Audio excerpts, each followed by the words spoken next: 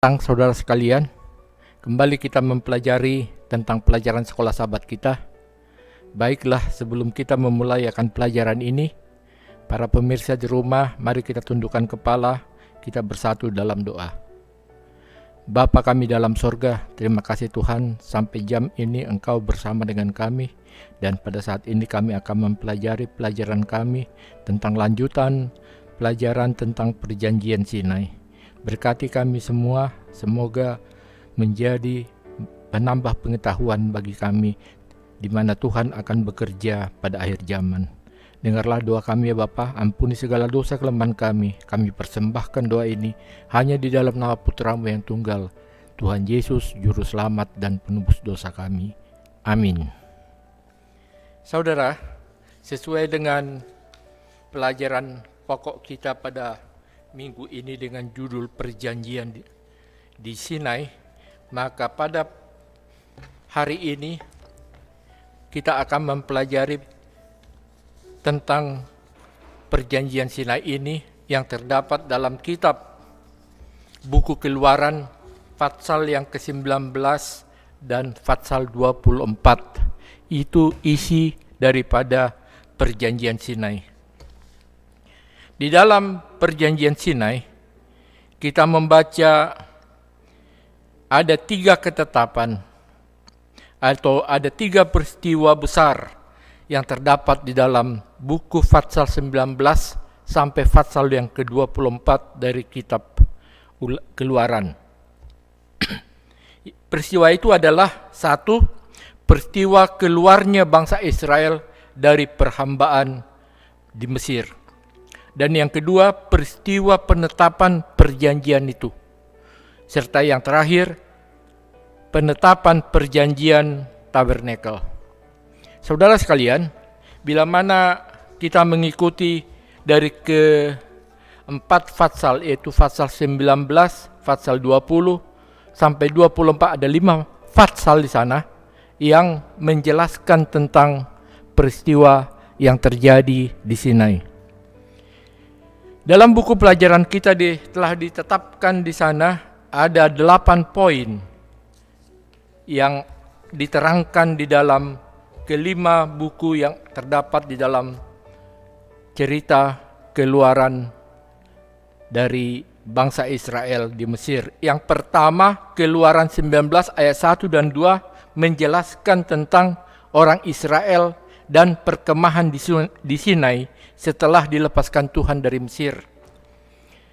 Keluaran pasal 19 ayat 3 sampai 6 yaitu proposal perjanjian Tuhan dengan Israel.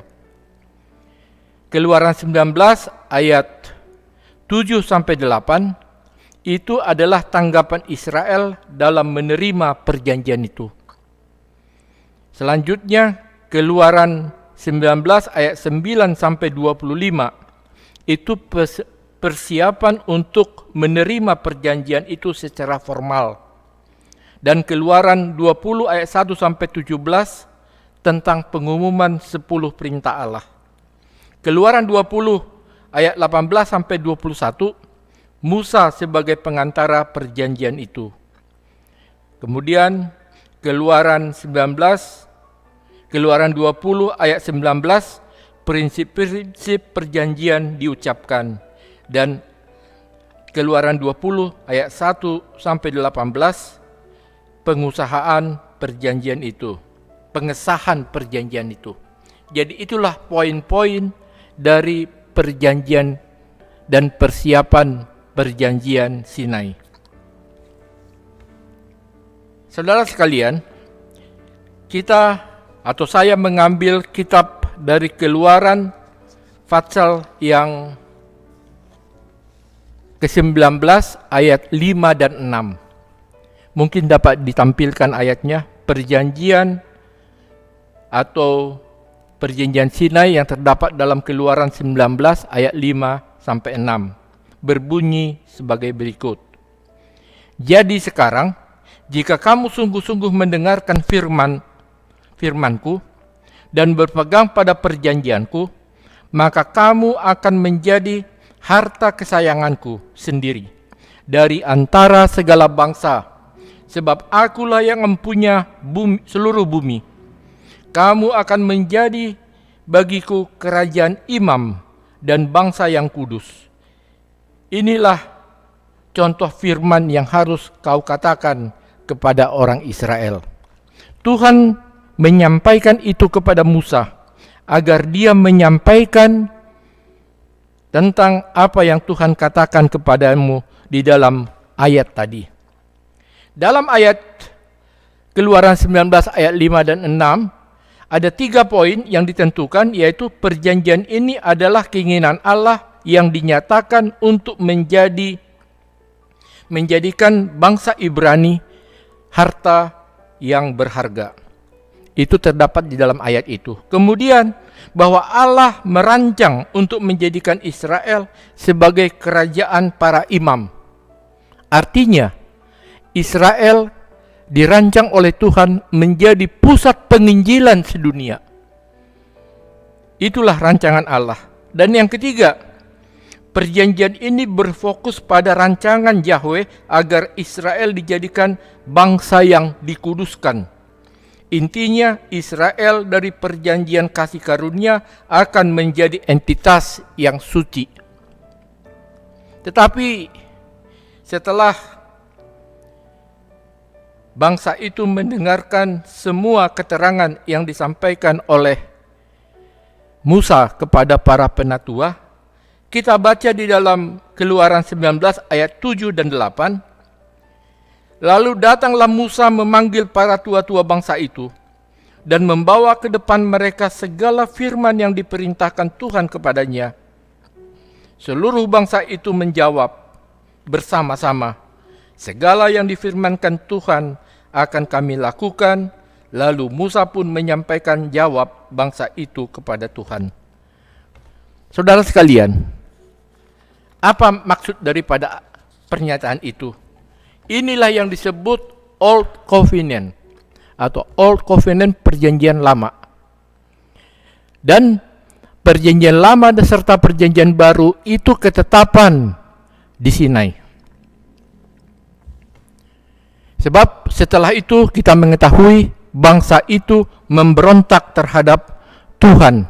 Dan akhirnya Musa turun dari Gunung Sinai, telah melihat bahwa bangsa itu telah merubah perjanjian. Mereka telah menyembah kembali dewa lembu yang mereka buat. Dan mereka mengatakan, inilah Allah Israel yang melepaskan kita dari perhambaan di Mesir. Musa mendengar itu dan dia melemparkan 10 hukum itu sampai hancur. Kemudian dia kembali diutus untuk naik ke atas, dan sejak itu perjanjian lama diselamatkan oleh karena penurutan tidak dapat dilakukan kembali. Oleh karena Yesus harus turun ke dunia untuk menyelamatkan umatnya. Jadi hukum tidak dapat menyelamatkan umatnya dari penurutan. Yesus sendirilah, pribadi Yesuslah yang dapat menyelamatkan. Karena ke-10 hukum itu adalah hukum mati. Itu menunjukkan karakter dan tabiat saja dari Yesus. Tetapi yang mati di Golgota, yang selamat hanya melalui Yesus Kristus, yaitu iman kepada Yesus atas kematiannya di kayu salib. Kiranya pelajaran kita perjanjian Sinai, Old Covenants, itu bukanlah kitab perjanjian lama saja, tetapi penyelesaian tentang perjanjian di Gunung Sinai.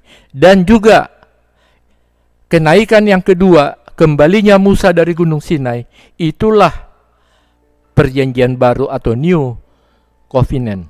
Sehingga kita dapat mengerti, walaupun nanti wujudnya adalah gambaran tentang Yesus yang mati untuk manusia, dan itulah jalan yang membawa umatnya dapat diselamatkan. Melalui kematian Yesus, kita diselamatkan. Dengan penurutan, satu saja yang kita tidak turut, berarti 9 yang lain juga kita tidak turuti. itu tidak membawa kita kepada kehidupan. Tetapi bila mana kita bersalah atau kadang jatuh ke dalam dosa, darah Yesus menghapus dosa kita semuanya. Kiranya Tuhan memberkati kita sekalian. Tuhan memberkati.